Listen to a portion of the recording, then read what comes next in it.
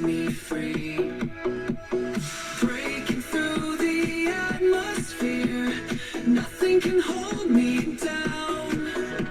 Everything I ever feared is falling to the ground. Higher and higher, I'm rising up. Higher and higher, can't get enough. Higher and higher, no looking back. Higher and higher, I'm on track.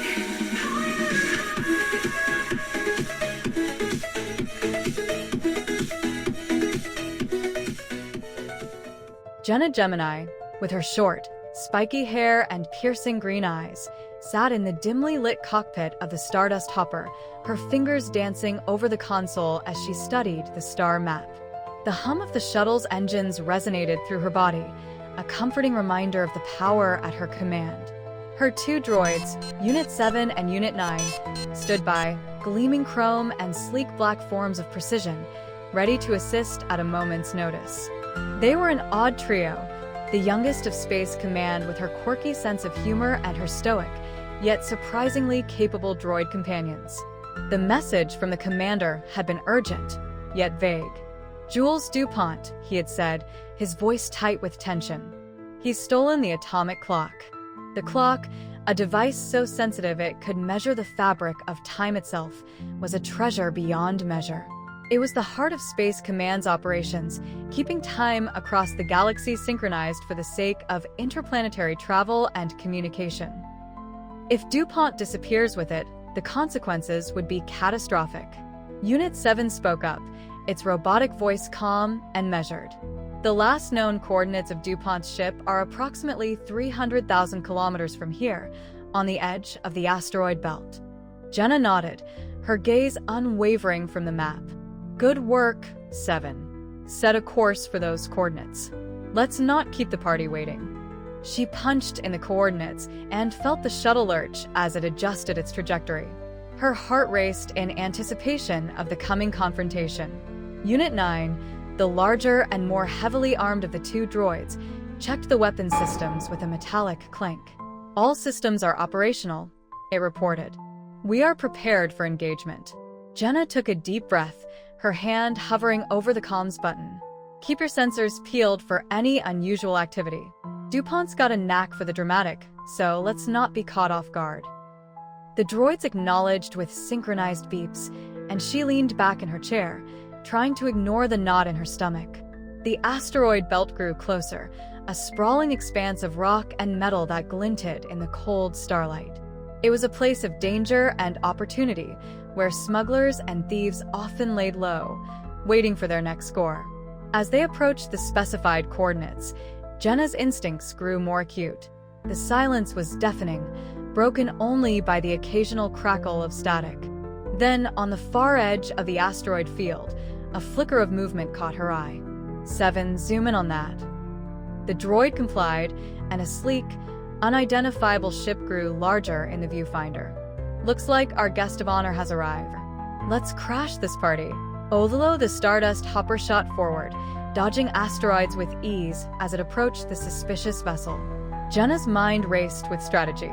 How would DuPont react? What was his game plan? The asteroid belt was a perfect place for an ambush, but she had to trust in her training and her droid's abilities. They had stopped crimes before they could happen, and she had no intention of letting this one slip through their grasp. As they neared the ship, a message scrolled across her screen.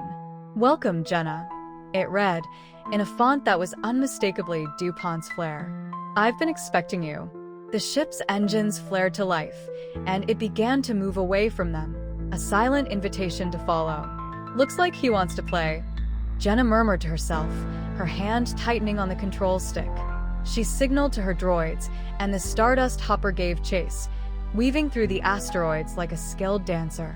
The thrill of the hunt filled her veins as they closed the distance, ready to confront the man who had eluded so many before her. The asteroids grew closer together, forcing them to fly in tight, dangerous formations. Jenna's heart thumped in her chest with every near miss. Unit 7's voice crackled in her ear. "His ship is highly maneuverable, but he is not using stealth technology. We have the advantage." Jenna nodded, her eyes never leaving the ship ahead. "Keep an eye out for any traps. DuPont's got more tricks up his sleeve than a circus magician." The chase grew more intense, the asteroids blurring into a gray and white maze around them. Suddenly, DuPont's ship darted into a narrow ravine, and Jenna had to act fast to follow. The hopper scraped along the rocky walls, sparks flying as the droids adjusted their thrusters with lightning-fast reflexes. They emerged on the other side to find the enemy vessel waiting, surrounded by a cloud of debris. "Looks like he's playing with us," Jenna said, her voice tight with excitement. "Prepare to board." Unit 9 opened the shuttle's bay doors, and a smaller, more agile droid, Unit 5, rolled out, its magnetic grappling hook extending towards DuPont's ship. The hook latched on, and with a jolt, they were connected. Jenna could feel the tension in the air as the three of them prepared to face the notorious thief. With a hiss, the airlock opened, and Unit 7 took the lead, scanning for life signs. The ship's interior was a chaos of flashing lights and whirring gadgets, a clear indication of DuPont's disregard for order. Jenna's boots echoed on the metal floor as she followed her droids through the corridors, her pulse pounding in her ears. They found DuPont in the ship's control room, a smug smile playing on his lips, and a tailored suit that seemed out of place among the greasy tech. In his hand, he held a device that pulsed with energy, the atomic clock. "Ah, Commander Jenna Gemini," he said, his French accent thick. "You're as punctual as ever." Jenna's smile was cold. "And you're as predictable. Give us the atomic clock, DuPont. You're outmatched." "Perhaps," he said, raising an eyebrow, "but not outsmarted." With a flourish, he activated a hidden mechanism, and the room began to fill with a thick, green gas. "A little souvenir from my last visit to the swamp moons of Nidaria. It's quite disorienting for humans." Jenna coughed, her eyes watering as she reached for her gas mask. The droids, unaffected, moved to flank him.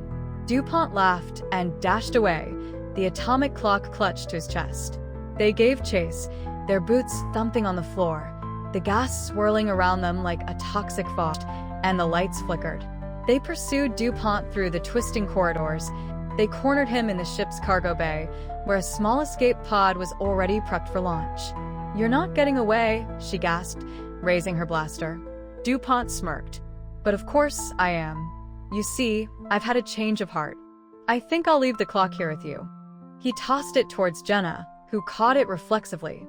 "Consider it a gift from one timekeeper to another." Before they could react, DuPont leaped into the pod and slammed the hatch shut. The engines roared to life, and with a final, mocking salute, the pod shot out of the bay, leaving them behind. Jenna couldn't help but feel a twinge of disappointment. They had stopped the theft, but DuPont had escaped again. The game was far from over.